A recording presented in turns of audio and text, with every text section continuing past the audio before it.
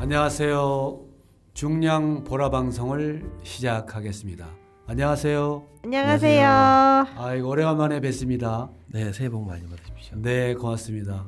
설 명절 잘 지냈어요, 우리 지구생활님은? 네, 잘 쉬었습니다. 이번에 연휴가 너무 많이 길어서 네. 사람들이 아주 푹 쉬었다는 사람도 있고 네. 또 해외로 인천공항에 완전 풀로 찼다는 얘기도 들었습니다. 우리 정말로님은 어떻게 지내셨습니까? 네, 저도 연휴 첫날부터 인천공항으로 나갔다가 와, 네, 어디 갔다 인천공항. 오셨어요? 네? 어디 갔다 오셨어요? 규슈 갔다 왔습니다. 와. 좋은 데를 가셨네요. 아까 보니까 얼굴이 훤하시더라고요. 조상덕을 보셔가지고 해외 다녀오셨잖아요. 저는 조상덕을 보고 싶어요. 우리는 이제 신내동이 고향이라 고향을 지키냐고 서울에 있었습니다. 죄송합니다. 저도 지켰어야 되는데. 저희 그 가정 문화가 좀 바뀐 게 설 명절 되면 점심을 외식을 해요. 좋은데요? 네.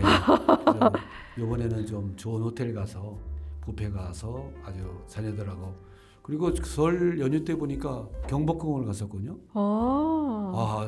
안 입던 한복을 입으래서 애들이 한복을 입고 사진도 찍고 왔는데 외국인들이 대부분 다 한복 입고 우리 한국 사람 잘 안 입었는데 맞아요. 저만 입은 것 같아요. 여러분들 그 소식도 잘 듣고 해서 그러면 코너별로 진행하는 건 어떻습니까? 코너별로 진행할까요? 네. 네, 코너별로 진행하도록 하겠습니다.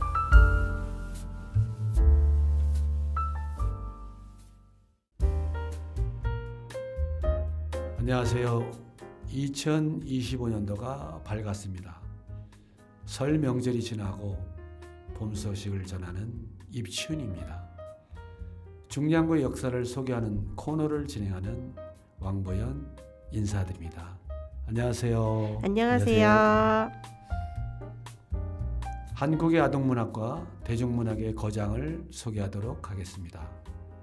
오늘은 망우역사공원에서 특별 전시에서 만난 강소천 선생님의 동요와 차중약 가수의 대중가요를 얘기해 보도록 하겠습니다.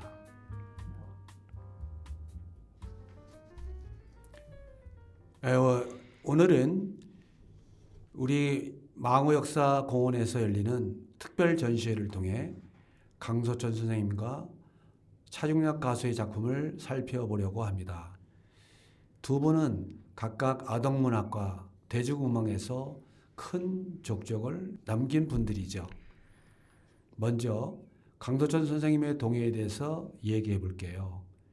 강소천 선생님은 아동문학 작가로서 교육자로서 많은 아이들에게 꿈과 희망을 심어 주었습니다. 그의 대표작 중 몇 가지를 소개해 드릴게요. 첫 번째 소개할 작품은 산토끼야입니다. 여러분 산토끼야 혹시 아세요?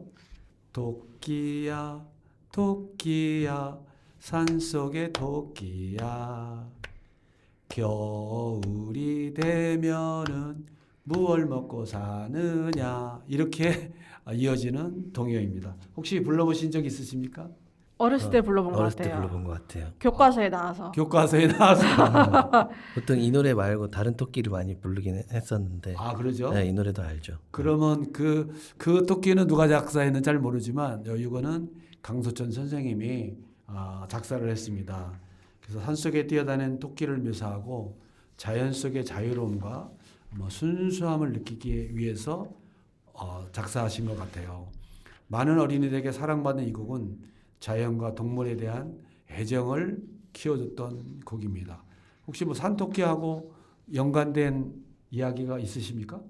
옛날에 중랑구에 있는 망우산, 봉화산을 등산할 때 산토끼를 본 적도 있는 것 같아요.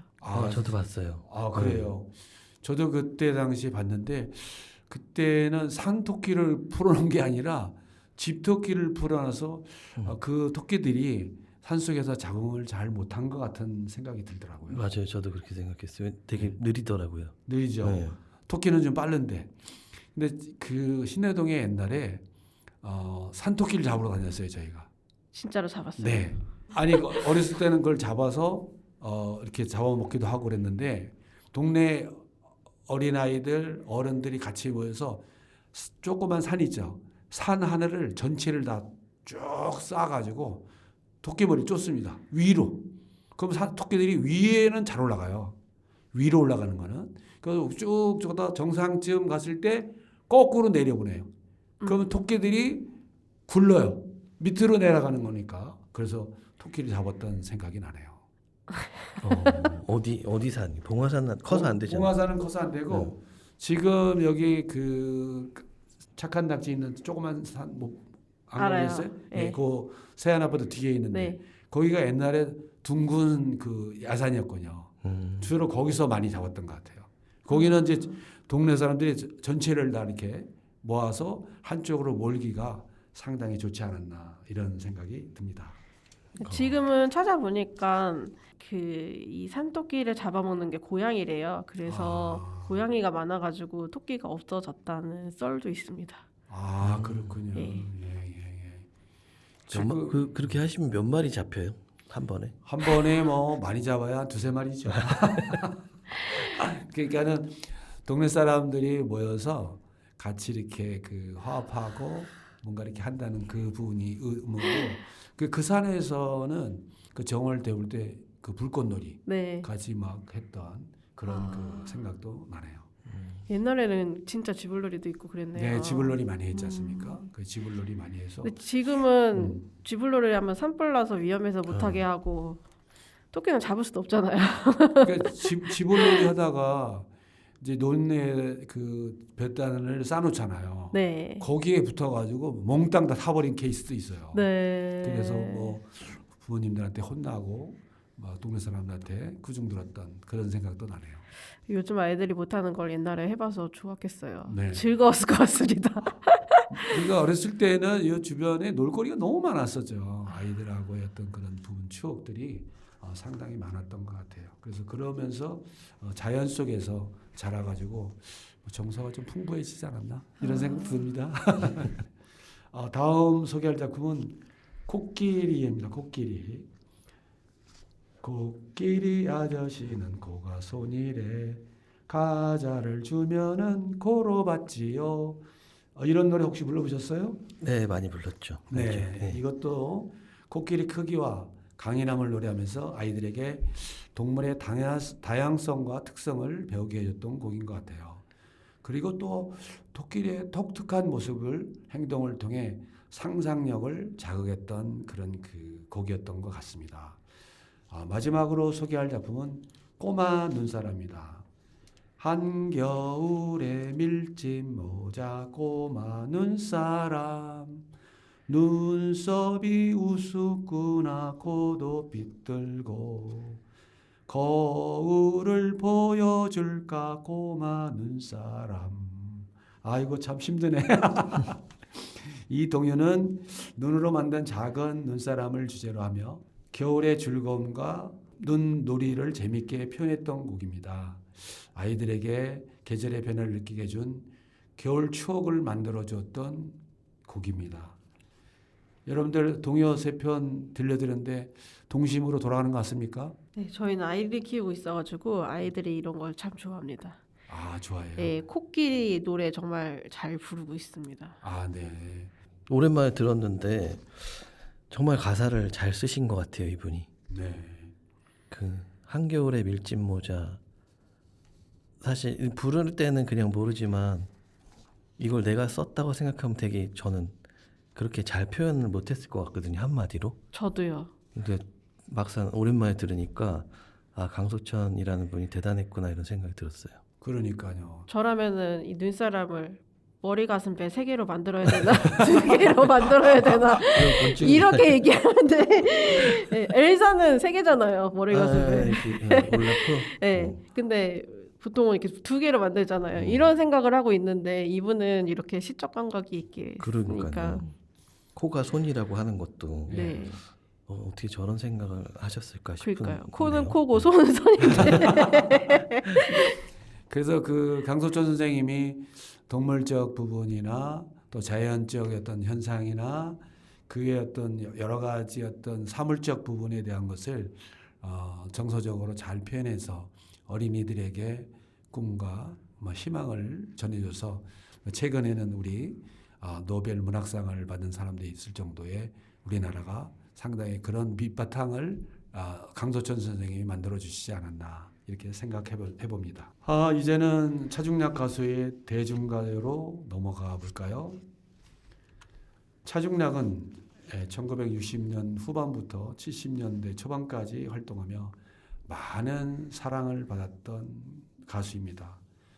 지금으로 얘기하면 BTS 정도로 60, 70년대에서는 대단한 인물이었죠. 또 새로운 어떤 변화에 대한 그 곡을 불렀던 곳입니다. 그의 대표곡은 낙엽 따라 가버린 사랑을 중심으로 차중락은 1942년도에 태어나 1968년도에 세상을 떠났습니다.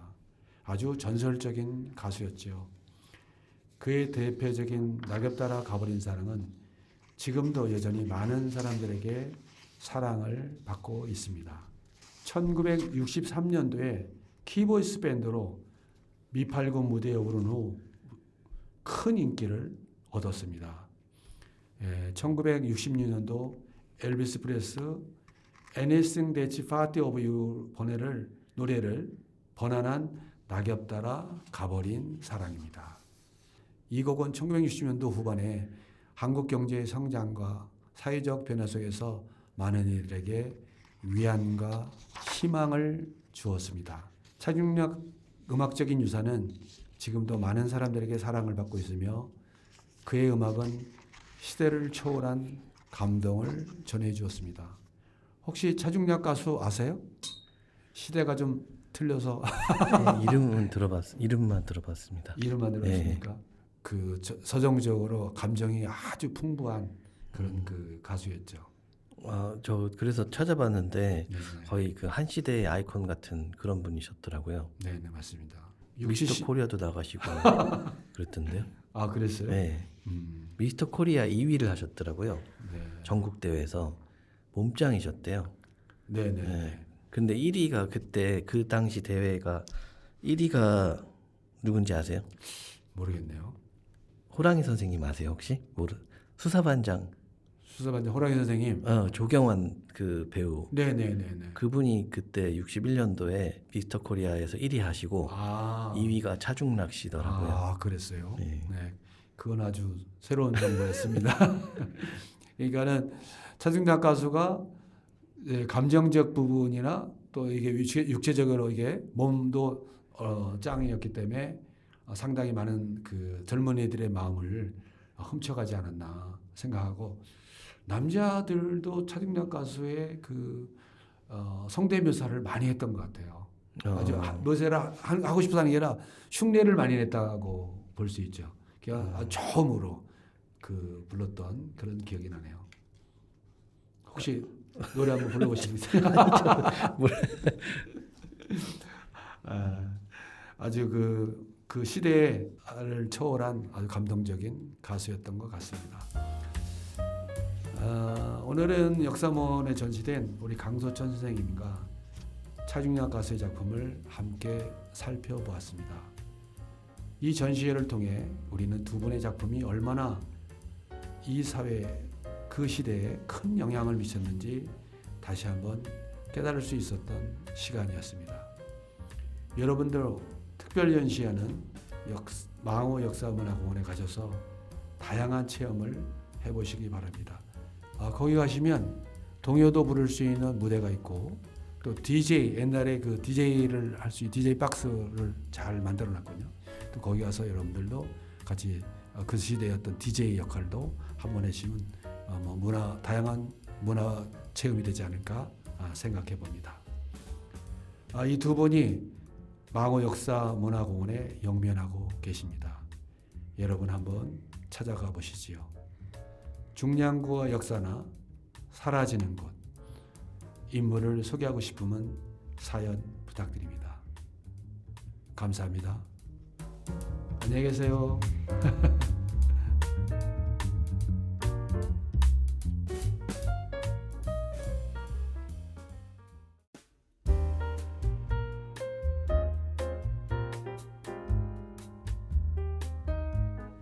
안녕하세요. 말로 듣는 음악 산책, 저는 정말로입니다.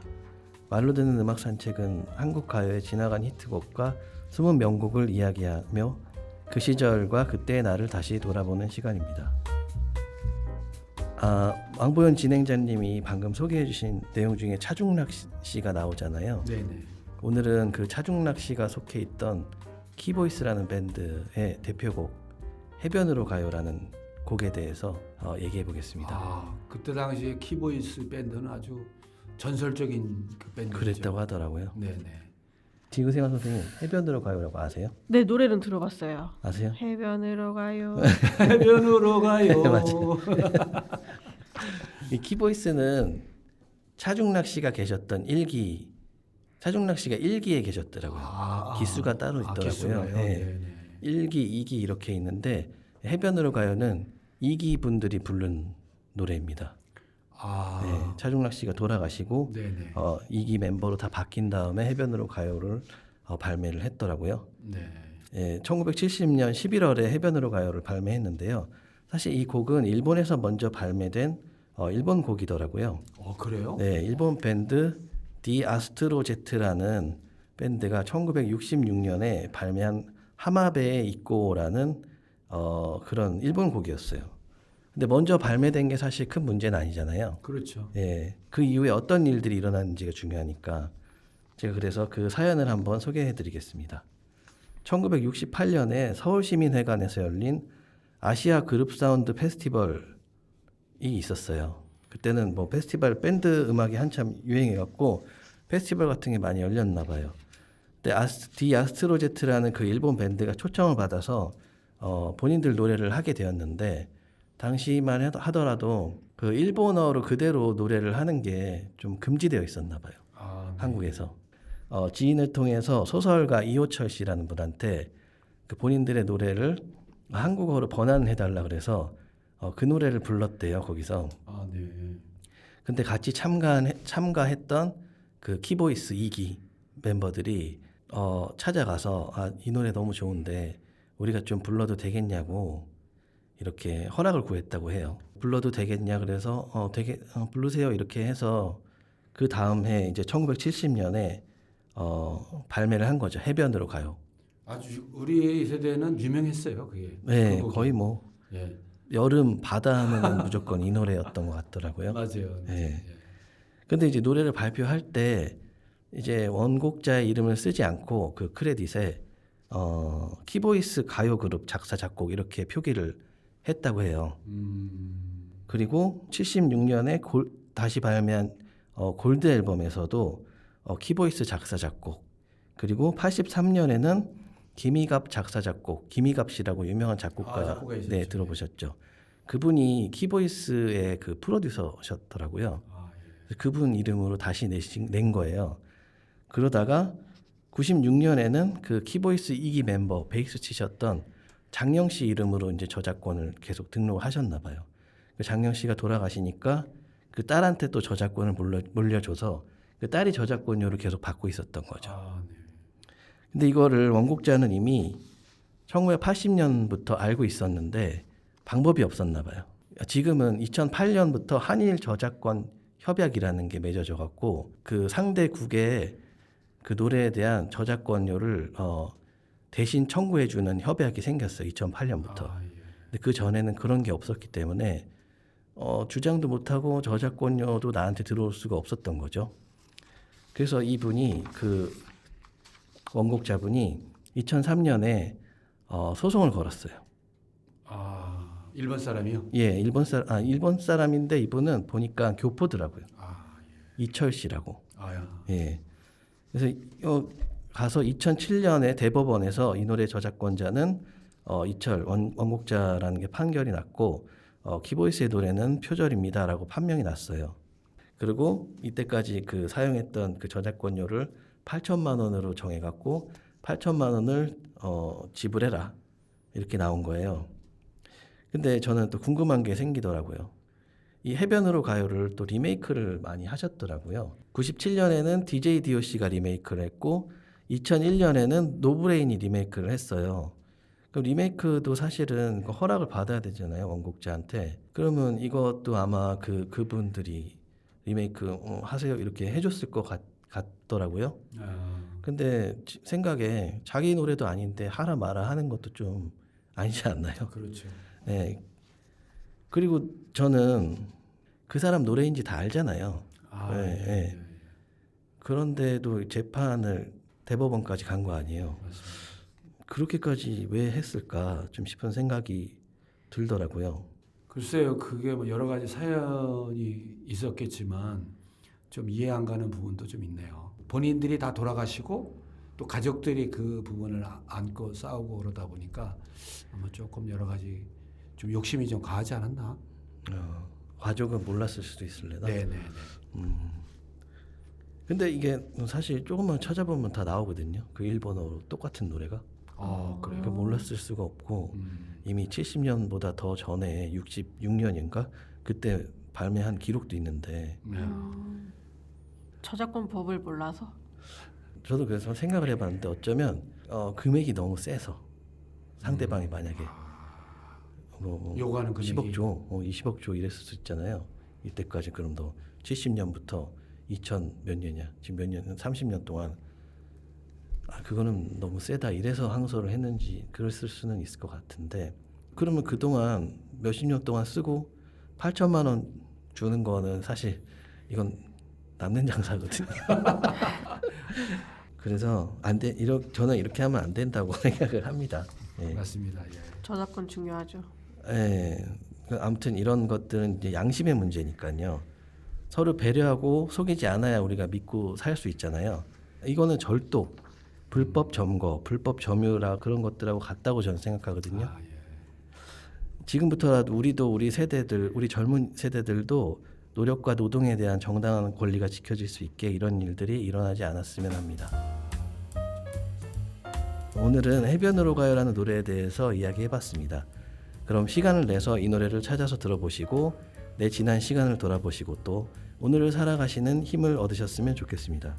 지금까지 말로 듣는 산책 정말로였습니다.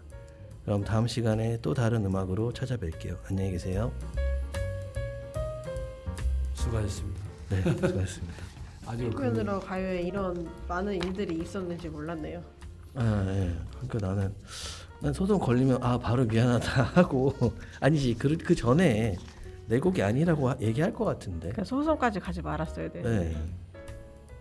그래서 어떤 사항이 벌어지면 소송 전에 합의를 하면 좋은데 대부분 다 소송을 통해서 그 기간이나 여러 가지 어떤 이해타산을 만드는 것 같아요. 이게 뭐 사회가 참 다양하고 다변화되어 있기 때문에 그런 연구를 하지 않나.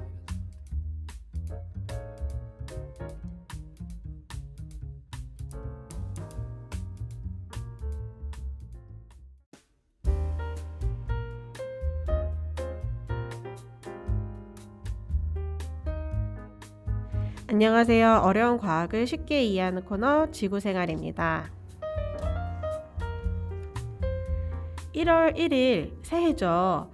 어제와 오늘 하루 차이잖아요. 근데 1월 1일은 1년이라는 시간 차이가 있네요. 1년이라는 시간 어떻게 정한 걸까요? 1년 365일 정하고 그다음에 그것을 전체 금액 1년이라고 정했을 때는 그때 그 과학자들이 모여서 회의에서 정한 겁니까? 정확한 과학적인 근거는 잘 모르겠네요. 그렇죠. 1년이라는 기준을 정해야 되잖아요. 이때 기준을 어떻게 만들까요? 우리는 사계가 있으니까 뭐 왠지 겨울 봄부터 다시 1월 이런 그렇지 않은 나라들도 있잖아요. 네, 맞아요. 그러니까 봄, 여름, 가을, 겨울 이런 거를 알아야 되니까 사람이 시간을 정한 거고 그 시간은 봄, 여름, 가을, 겨울이 생기게 만드는 태양을 중심으로 지구가 한 바퀴 돌면 그거를 1년으로 정한 거죠. 그러니까 태양 주위를 지구가 한 바퀴 돌면 그 시간을 1년이라고 정한 거고 이제 사용하기 쉽게 12달로 나눠서 이제 만든 거죠. 그럼 옛날 사람들도 태양 주위를 도는 걸 알았나요? 우리가? 지구가? 그쵸. 그러니까 누구나 하늘을 봤지만 이제 생각이 달랐던 것 같아요. 옛날 사람들은 이제 천동설이라고 해서 지구 중심으로 태양이 돈다고 생각을 했는데 지금은 그게 아니라 지동설이라고 해서 지구가 태양 주위를 돈다고 설명하는 거죠. 그러니까 태양으로 보이는 현상은 똑같은데 설명하는 방식이 다른 거죠. 혹시 지금 이 학설이 또 바뀔 가능성도 있는 건가요? 그러면? 뭐 새로운 게 나왔고 그게 더 잘 설명이 되면은 그리고 사회적인 합의를 받았다면 바뀔 수가 있겠죠. 근데 지금은 지동설로 설명하면 맞아지는 현상들이 많기 때문에 이렇게 쓰고 있죠. 그래서 태양 주위를 지구 한 바퀴 도는 거를 관측해서 제자리에 돌아오는 시간을 계산하면 365.2422일이 된다고 해요. 그러니까 365일 5시간 48분 46초입니다. 근데 이렇게 365일로 정하면 남는 시간들이 생기잖아요. 그래서 그거를 보정하는 일을 하는데 4년에 한 번 366일로 만들어서 윤년을 만들기도 하고요. 100년에 한 번씩 윤년을 평년으로 만들기도 하고 400년마다 한 번씩 윤년을 넣기도 합니다. 그럼 윤년에는 하루 더 생긴 날짜에 태어난 사람들은 생일이 4년에 한 번 돌아오는 건가요? 진짜 그거 어떻게 하죠, 그걸? 그럼 음력으로 계산을 해야 될 것 같은데요? 저는 아이들 그 옛날이지만 그 전체 다 양력으로 다 했어요. 계산이 복잡해가지고. 네. 그래서 우리 그 어머니 기일도 다 양력으로 다. 네. 왜 음력으로 안 하냐 그러는데 그 맨날 음력으로 계산하면 이 변하잖아요. 맞아요. 날짜가 변하잖아요. 맞아요. 저 그래서, 음력으로 쓰는데 매년 변해요. 예. 그래서 저도 음력 생일을 하는데 그 아이들 했을 때 야 그러지 말고 우리는 양력으로 하자. 네. 근데 그 의미에 대한 부분은 뭐 우리가 부여하면 되니까. 맞아요. 그렇게 해서 저희 집은 다 제가 아주 양력으로 다 바꿨습니다. 그럼 음력은 어떻게 만들어진 시간일까요? 그건 또 복잡하네. 달 아닐까요? 달? 그렇죠. 예, 달이 지구 주위를 한 바퀴 돌면 그 시간을 음력으로 정한 거죠. 예, 그래서 달이 한 바퀴 도는 시간을 계산을 하면 29.5일 정도 된다고 해요. 그래서 음력은 29일과 30일이 반복되게 만들어져 있다고 합니다. 그래서 음력을 보면은 그날의 달의 모양을 알 수가 있어요. 예를 들면 음력이 1월 1일이에요. 그럼 달이 없겠죠. 그러다가 점점 커져서 15일이 되면 보름달이 됐다가 다시 작아지겠죠. 예. 그런데 이제 천문대에서 보면은 가끔 1월 1일 날 천문대에 와가지고 보름달 보여달라는 사람들이 있습니다. 보름달은 추석에 보는 거죠. 한 가지 질문 좀 하겠네요. 아침에 봉화산에 올라가는데 네. 해가 막 뜨려고 그래요. 네. 근데 그 서편 쪽에 가니까 맞아요. 달이 떠 있어요. 맞아요. 달이와 보름달이 큰 보름달이 떠 있어요. 예. 이거 무슨 현상이에요, 이거? 그거를 이게 안 맞았나요, 해서 그러나요? 지구하고 이게 그 회전하는 과정 속에? 예, 그러니까 달이 보인다라는 거는 태양빛을 반사해서 이제 지구에서 보고 있는 거죠. 그래서 달이 지구 주위를 돌면서 위치가 바뀌면서 달의 모양이 달라 보이게 되는 거죠. 그래서 위치에 따라서 달이 뜨고 지는 시간도 달라요. 그래서 초승달의 위치에서는 태양과 같은 위치에 있기 때문에 태양 위치에서만 보이기 때문에 태양이 지면 초승달도 져요. 그런데 한밤중에 초승달을 봤다라고 말한 사람은 거짓말 안 한 거죠. 초승달은 초저녁에만 보이는 달이니까요. 초저녁에만. 예, 왜냐하면 태양 옆에 있는 위치일 때 초승달로 보이거든요. 빛을 반사를 계산을 하면. 그 눈에 어떤 그 보이는 시야의 착시 현상이나 이런 건 없어요? 예, 그냥 위치에 따라서 위치에 빛이 따라서 반사로 있는 보는 그대로를 거고, 그냥 보여주는 거. 네, 착시 현상은 이제 좀 고도가 아래일 때, 이렇게 낮게 떴을 때는 커 보여요. 그래서 한가위를 초저녁에 보면 큰 달로 보여요.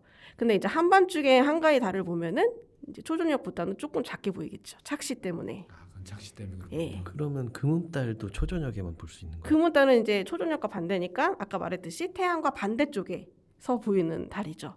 그래서 동쪽에서 해가 뜨면 이제 서쪽에서 지구 있는 게 금음달인 거죠.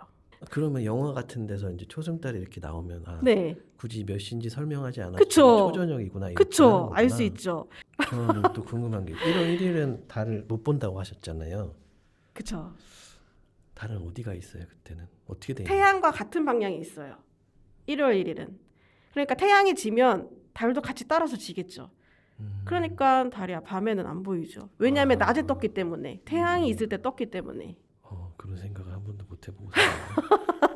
그러니까 우리 지구에서 생활님하고 얘기하다 보니까 이렇게 새로운 또 지식과 또 과학의 어떤 신비성 네. 뭐 이런 걸 많이 알 수 있을 것 같은 거예요. 네. 재밌어요. 그러니까 과학을 재밌습니다. 공부하면 그런 게 재밌어요. 한밤중에 초승달을 봤다. 이런 거. 아, 그거는 거짓말이다. 네, 이런 것도 알 수 있고 네, 그런 생활 속의 지식도 알 수 있고 또 다양한 사람들의 생각을 알 수 있어서 좋은 것 같아요. 아, 과학을 통해서요. 네, 그러니까 우리는 인문학을 천동설로 통해서 생각을 알고 있는데 그게 아니고 과학을 통해서도 알 수 있는군요. 그렇죠. 과학이라는 건 사람들의 생각을 이렇게 논리적 체계적으로 만든 거니까 아, 그리고 그 시대에 합의를 받아야 되는 거니까 시대가 바뀌면 또 사회적인 합의도 달라지니까 천동설이 지동설로 바뀐 것처럼 바뀔 수가 있겠죠.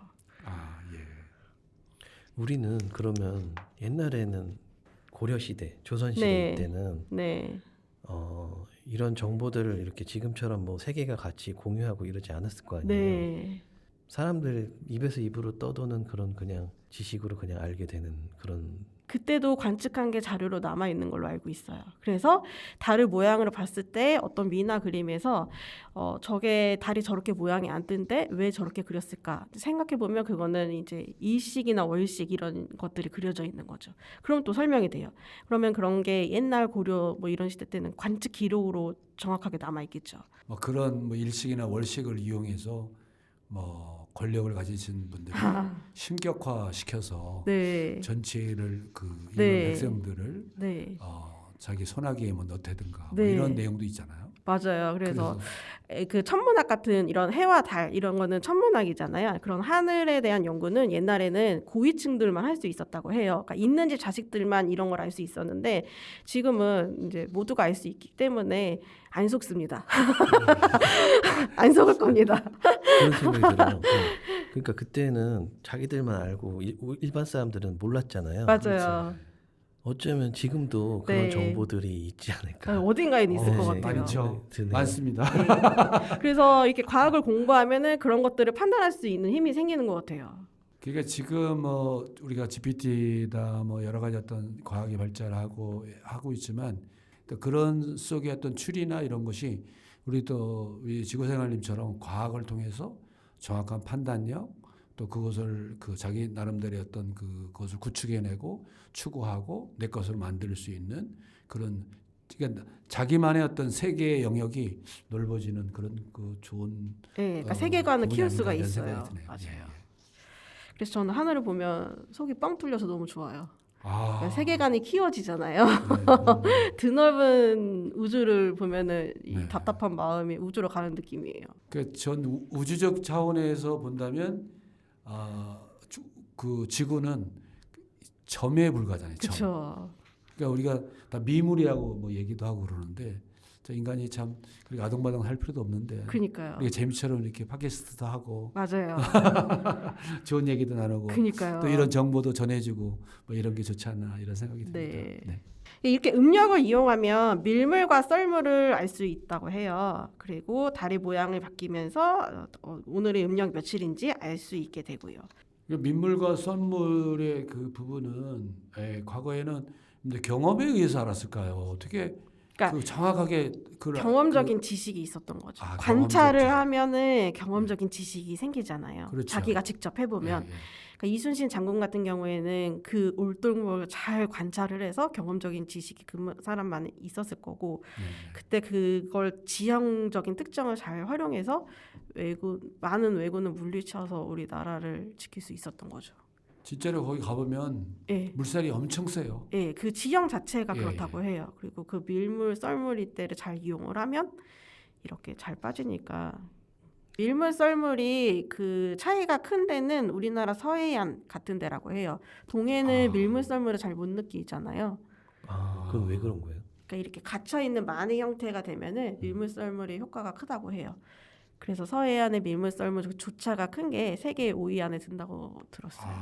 그래서 쭉 그냥 빠졌다가 다시 네. 쭉 그 하는 것을 느낄 수 있는 네, 거예요. 그래서 그걸 이용해서 밀물, 썰물이 크니까 서해에다가 에너지 발전소를 만들자.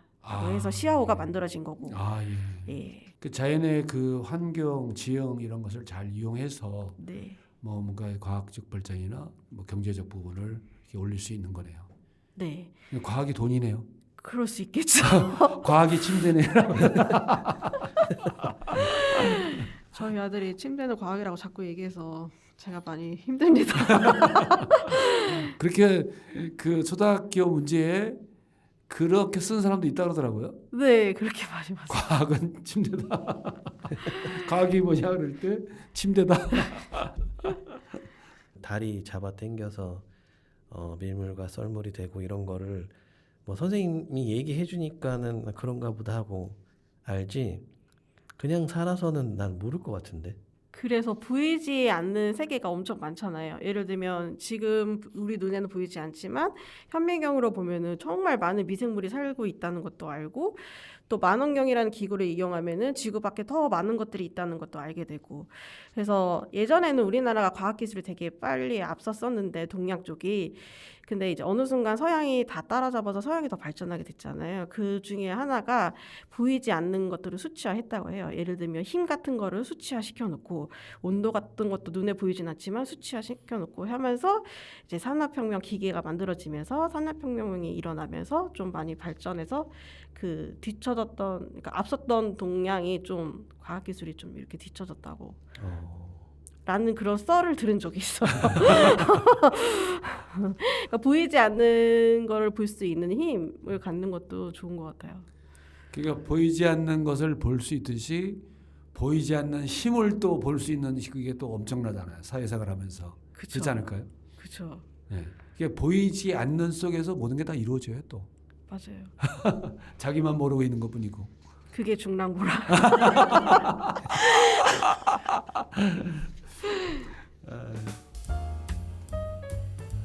오늘은 1월 1일 시간을 정한 기준에 대해서 이야기해봤습니다. 여러분들은 이번 새해에 무엇을 정하셨는지요? 기준도 잘 정하고 계획도 잘 세워서 올 한 해도 원하는 것 다 이루어지길 바랍니다. 노래는 지금이 양력을 기준으로 하면 겨울이니까 아까 꼬마 눈사람? 으로 맞히는 걸로. 저작권. 근데 우리가 그 기준 말씀하셨는데 어떤 그 기준을 정한다는 그 부분이 사회에서는 상당히 중요한 것 같아요. 맞아요. 그 기준 속에서 뭔가 진행해 나가야 되는데 네, 이 기준이 오늘 틀리고 내일 틀리니까 항상 문제가 생기는 것 같아요. 맞아요. 우리 중량보라는 그 기준을 정해놓고 좀 롱런했으면 좋겠다라는 생각이 듭니다.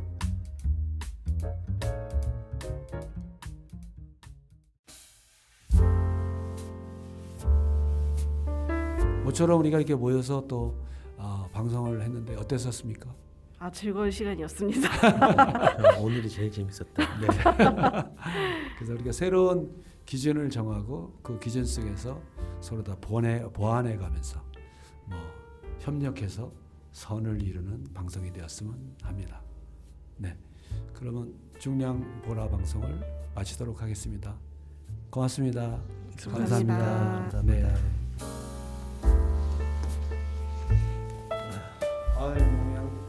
그냥 더 자연스럽고 웃을 수가 있고 또 이렇게